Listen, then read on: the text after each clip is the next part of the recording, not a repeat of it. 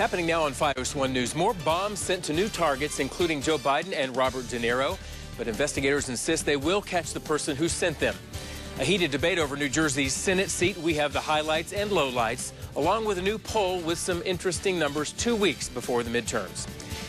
And an amazing rescue caught on police body camera. 2 women saved from a burning vehicle. We meet the 2 heroes. The news starts right now.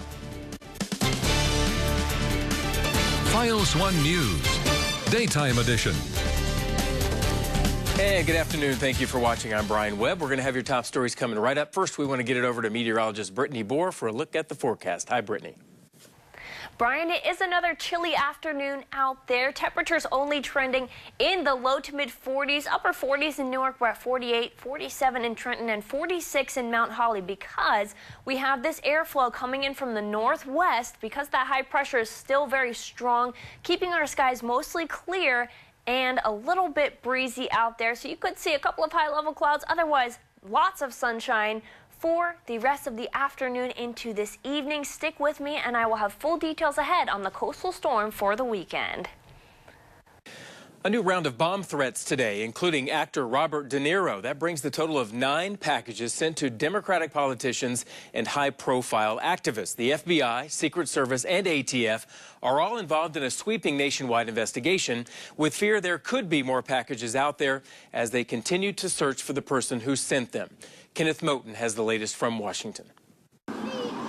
This morning, the nationwide manhunt for the person responsible for these pipe bomb packages. The targets, former presidents, high-profile Democratic political figures, and CNN. Projectiles. I mean, that sounds like a fire alarm here. The network surprised on the air. Their offices in the Time Warner Center in New York City evacuated. An act of terror unfolding. We will not let terrorism win. Not today, not ever. This morning, sources confirmed an 8th package sent to former VP Joe Biden, recovered at a postal facility in Delaware. A 9th this morning to actor Robert De Niro in Tribeca. NYPD carried it away in a bomb containment truck. The explosive devices and suspicious packages also sent to the homes or offices of the Clintons, the Obamas, California Representative Maxine Waters, and former Attorney General Eric Holder.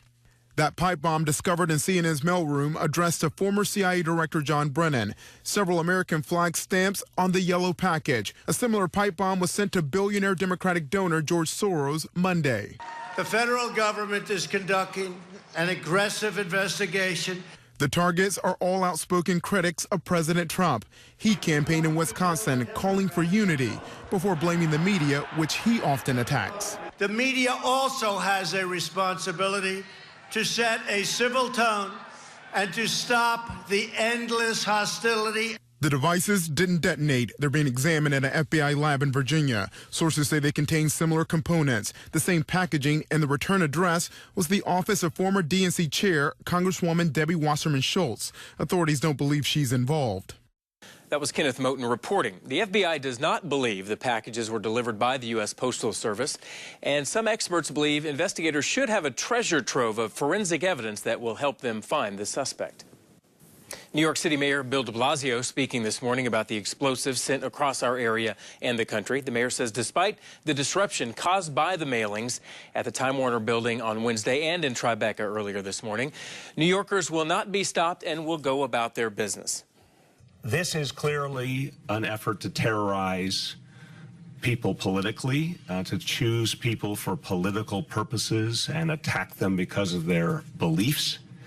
That is the kind of thing we have seen before in this city, and we reject it, and we will not be intimidated by it. The NYPD is expected to have an update on the situation later today.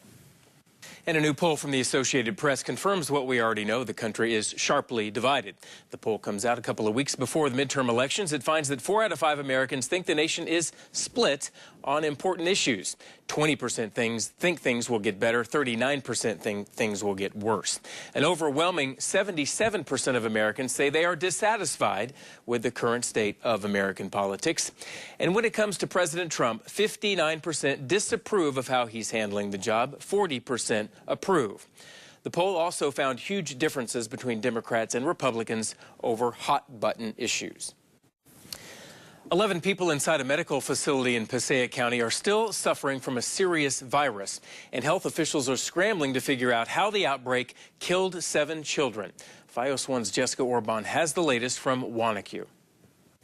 The people being treated inside the Wanaque Center for Nursing and Rehabilitation are considered medically fragile, which is why an adenovirus outbreak was able to ravage the facility. On Wednesday, Governor Phil Murphy held a news conference in front of the center to discuss the investigation, as well as calm the fears of parents and the public. Adenovirus poses no immediate threat to the public at large. However, for highly vulnerable populations, it can prove much more serious. Heartbroken over the news of the children who died, parents like Rose McPartland said what she felt next was anger. I don't understand how this happened, and I feel like the system's broken somewhere. I don't understand the compassion or the human part of it. For me, it's really frustrating. McPartland's son Matthew, who does not walk or talk, has lived at the facility for more than 30 years. She says, like the other parents, she was shocked when no one notified her of the outbreak, but even more so to hear that it started close to a month ago. The first symptom onset for a patient was on September 26th. Is that correct, Dr. Tam? Government officials are urging members of the public not to worry, although it is possible to catch the virus that lives on surfaces like doorknobs and light switches. It manifests itself much differently in people with uncompromised immune systems. You can get pink eye, as the governor had said, or cough. You can get bronchitis, pneumonia. The outbreak is still active inside the center, but has been contained to the respiratory wing. Officials say the center's staff is following all infection control protocol to make sure it doesn't spread to anyone else. In Wanaque, Jessica Orban, FiOS 1 News. The nation's largest used car dealer won't be setting up shop in Paramus anytime soon. CarMax has been working on a plan to open along Route 17 on a vacant site where a Sims department store and lens crafters once stood. But some residents fear that one dealership would lead to many dealerships and create problems there. So this week, CarMax finally withdrew the plan. A serial bank robber may be on the loose in our area. Investigators say a man walked into the P-PAC Gladstone Bank on Main Street in Bridgewater Tuesday and demanded money from the teller. Now investigators believe it may be the same man connected to robberies in Franklin Township, Flemington, and a bank in Philadelphia. Anyone with information is asked to contact police. Rapper Ice-T is busted for skipping the toll on the George Washington Bridge. He was ticketed for theft of services this week after he drove through an E-ZPass lane leading to the span connecting New Jersey and New York. He was also driving a new McLaren sports car and got a ticket for not having a license plate and registration. Ice-T reportedly says he forgot his E-ZPass that day and tweeted out, "Cops went a little extra, coulda just wrote a ticket." The pipe bomb scare in our area may affect your commute into and out of the city. Security has been stepped up at several mass transit centers. FiOS 1's Christy Kalishian went to check things out in Hoboken. The hustle and bustle at Hoboken train station looks the same, but after threats in the form of suspicious packages made their way to New York and D.C. yesterday, some are on high alert today, like 19-year-old Jade. As a young person going into the world, it's kind of scary. Jade found out her classes were canceled in Manhattan today, meaning she doesn't have to make the trip into the city after all. I'm kind of happy because yesterday was kind of scary going home. Today, New York State Police are taking extra precautions by adding 100 National Guard soldiers to assist mass transportation police at stations, bridges, and tunnels, as another similar package was discovered in Tribeca. Other commuters we spoke with today say they're not worried. I'm not concerned at all. I think I rely on the police to do a fantastic job in New York City. Not concerned at all. Threat was controlled yesterday. NYPD's got it. I want to thank the law enforcement folks for doing their job and tracking these things down. And so far, nobody's gotten hurt, so that's good. The suspicious packages were recovered by officials and no one has been reported harmed. No reported threats were made to any mass transit agencies throughout the tri-state area. For FiOS 1 News, Christy Kalishian, Hoboken Train Station. One of the tightest and toughest races heading into the midterm elections is right here in the Garden State. Senator Bob Menendez versus Republican Bob Hugin. A new Rutgers-Eagleton poll puts the senator slightly ahead of his challenger. Last night, the two men faced off in a television debate. They took jabs at each other, echoing the campaign ads you've probably seen on TV. Menendez focusing on Hugin's time as a big pharma CEO, and Hugin talking about the corruption trial of Menendez that ended in a hung jury. He raised the cost of that drug not once, not twice, but 3 times. He preyed upon the most vulnerable. Why? For profit.